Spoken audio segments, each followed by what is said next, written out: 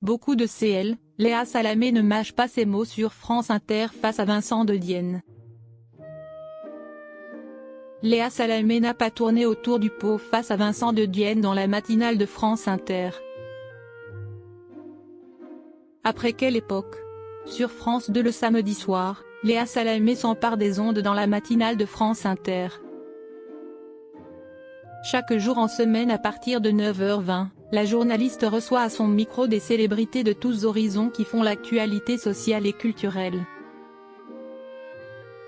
L'invité de lundi 6 janvier 2024 était un comédien et humoriste venu faire la promotion de 2 pièces de théâtre.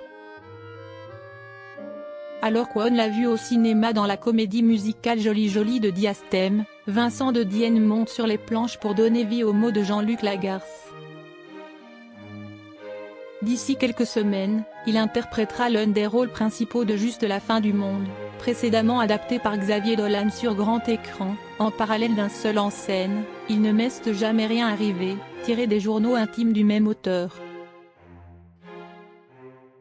Léa Salamé, cache face à Vincent de Dienne sur France Inter. À Léa Salamé, Vincent de Dienne a confié ce matin avoir eu l'idée de raconter Jean-Luc Lagarce à travers le prisme de l'InTime en relisant ses carnets.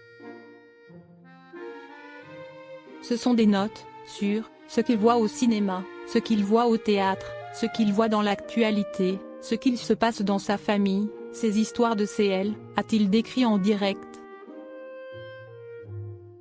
La journaliste a confirmé de manière lapidaire, beaucoup de CL. Et son invité de reprendre avec humour, il y a beaucoup de CL, pas beaucoup d'argent et beaucoup de CL. Il ne m'est jamais rien arrivé se jouera au théâtre de l'Atelier, dans le 18e arrondissement de Paris, à partir du 23 janvier prochain. Vincent de Dienne, il dit tout. La lecture des textes intimes de Jean-Luc Lagarce a littéralement bouleversé Vincent de Dienne. Il dit tout. Si est-il vraiment un journal intime où l'auteur se livre à travers les pages et dit absolument tout ce qu'il a dans la peau, dans la tête et dans le ventre, a détaillé le comédien prochainement au casting de la saison 5 de LOL, qui sort.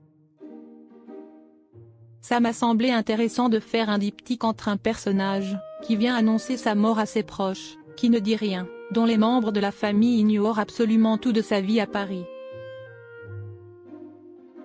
Et de l'autre côté, il y a le journal où l'auteur dit tout, a-t-il ajouté, concluant, je me suis dit qu'il fallait absolument monter les 2 spectacles en même temps.